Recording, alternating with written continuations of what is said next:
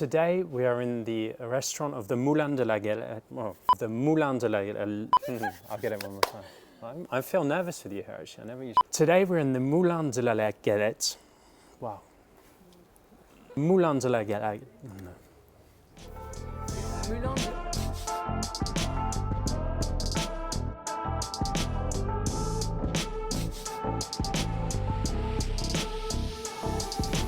I'm here with Céline of Céline's Concierge, fantastic Parisian conciergerie service. My name is Alexander Martin, Parisian Real Estate Agent. We are incredibly lucky to be at the Moulin de la Galette restaurant, which is in the heart of Paris's 18th arrondissement in Montmartre.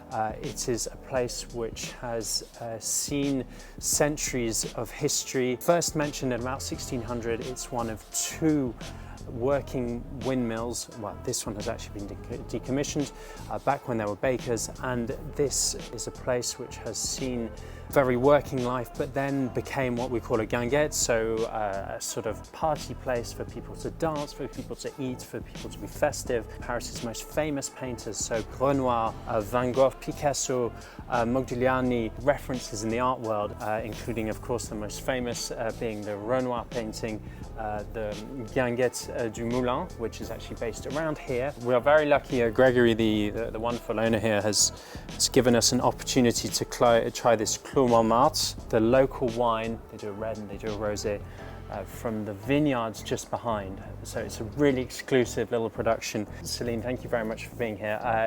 I'm really interested about your work as a concierge. First things first, what is a concierge? Concierge comes from the history of concierge in Paris or in France, where you would have a concierge living in the building, you know, cleaning the common areas, but she's receiving packages, she's doing like little errands for the residents of that building. Now, in our times, it's known as someone who is the go-to person who can kind of do anything for you, kind of like a personal assistant in Paris. What typically do you do for your clients? What services do you provide them? We have two sectors of activity. One is for travel, trip planning, experience curating, finding gems, setting that up. If you have a special occasion to plan, I figure something that's unique, under the radar, luxury. You know, I have contacts in different places. We can get into some secret places. If you want to take a secret passages tour of Versailles, of all the places that are not open to the public, I can hook you up there. But another sector of my business, which is for people who live in Paris, who have a pied-à-terre. Sure. So it's property management, and I do relocation services as well. On one hand, you're an amazing address book with imagination, Yes. and then on the other hand, you're facilitating people's lives, perhaps their property ownership in Paris, and making sure that when they're in Paris, they're enjoying it rather than worrying about all the details. The goal is always to give people a pleasant and enjoyable experience here without the stress. Tell us a little bit more about you, about where you're from and why you set up this company in Paris.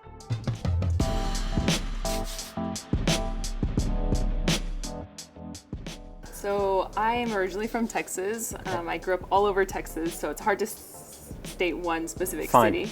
But I did my studies at UT in Austin, and I actually studied film production. So that's what brought me to Paris. I fell in love with French film and European cinema. So I traveled here, and then, you know, my last year of college, I decided that, you know, once I graduate, I'm gonna just pack my bags and move to Paris. I did, and that was 8 years ago. My business for Céline Concierge sort of came out of just a need to be able to help people to experience Paris in a stress-free way. I love travel already, so I thought that I could help people experience Paris in a way that was less of a headache for them, because it's not always an easy city to navigate. And I want every traveler who comes here to be able to see it like they live here. I came here for one purpose, but that transformed into something else when I started living here and kind of just experiencing Paris for myself long term, not just as a tourist. So, okay, so really helping people make the most out of it and make those dreams happen, I guess. That's Yeah. the Parisian dreams. What kind of profiles do you look at? I think conciergerie has very much sometimes an inaccessible kind of idea to it, but actually, I think you maybe have lots of different types of clients.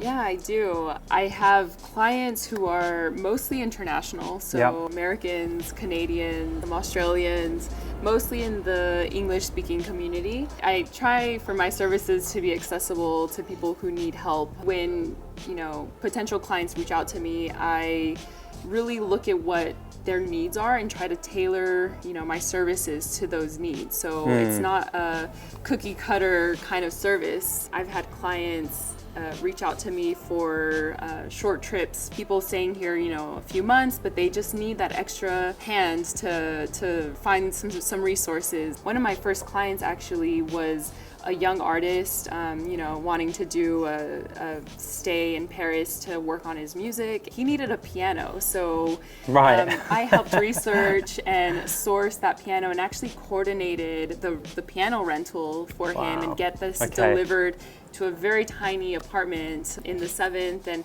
up, 4 flights of stairs. So I wasn't the one carrying it, thankfully, but it was a really unique experience to try to find that for him. If he had come on his own, I think with the language barrier, that would have been really difficult for him and not knowing where to really turn to for that kind of need. That's incredible. Some of my clients that I have doing property management, for example, they are people who have a second home in Paris and they come, on a seasonal basis. It can be for several weeks or months at a time, but in the times when they're not here, they need someone to care for their home. I'm the one who will come, me and my team will do monthly visits to their homes where we kind of do a control and just make sure that things are good in their apartment, that the apartment's not on fire or there's not no a water leak. leaks. Exactly. So we do that kind of thing. We also help with the administration side of things, paying bills, taxes, all of these things that come with the apartment. And then when they finally do arrive, I help organize, pre-arrival groceries or, booking their museum tickets or events if they have anything special that they want to come and do here. Wow. Long list of things. Is there anything you don't do? I think there's so many things. That's fascinating. I hope you didn't have to deal with the neighbors from the piano afterwards, but that's... What is the craziest thing that you've had to organize or you've organized for a client? So the piano was a fun one. Yeah. For example, I put together this evening for a friend of mine actually who became a client. Okay. But she told me my family's coming. We want to celebrate my mom's 50th birthday. We had a discussion over what they would be interested in doing, and it was actually on Bastille Day, which is the French national holiday on July 14th. Right. So I said, okay, let's get you guys up and close to the fireworks because that's the only day that we have fireworks at the Eiffel Tower. I was able to put together this special evening, had a car come pick them up with a private chauffeur.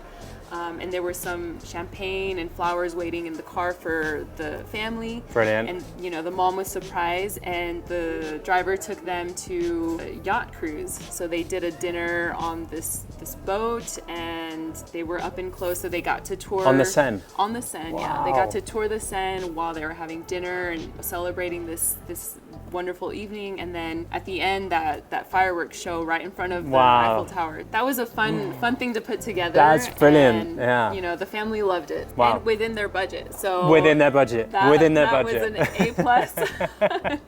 It's absolutely fascinating hearing all that and understanding a bit more about what you can do. And I think we have very similar clienteles in terms of a lot of people who are coming to Paris, to France, maybe as a second home, and maybe aren't here for very long, and so they really want to make the most of it, whether it be their activities that they're doing, or actually where they're living, or having a place there and making everything run smoothly, which you also do. So thank you very much. It's incredibly interesting. Yeah, thank you. Wow, Celine, thank you so much. That was absolutely fascinating and really, really great to dig into the mind of such a fantastic concierge. I'm sure it'll be of huge help to our audiences who are so passionate about Paris. So thank you. Tell us, how can we contact you? People can contact me through my website. They can find me on CelineConcierge.com.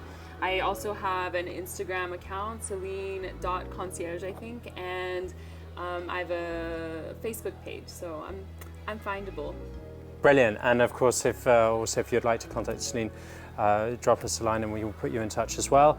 A huge thank you to the Moulin de la Galette restaurant. It's been absolutely fantastic being here.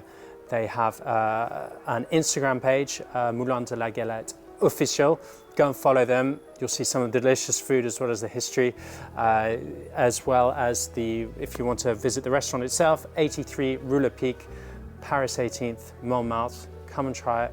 Wonderful setting, delicious food, which we're about to get stuck into. Thank you for watching.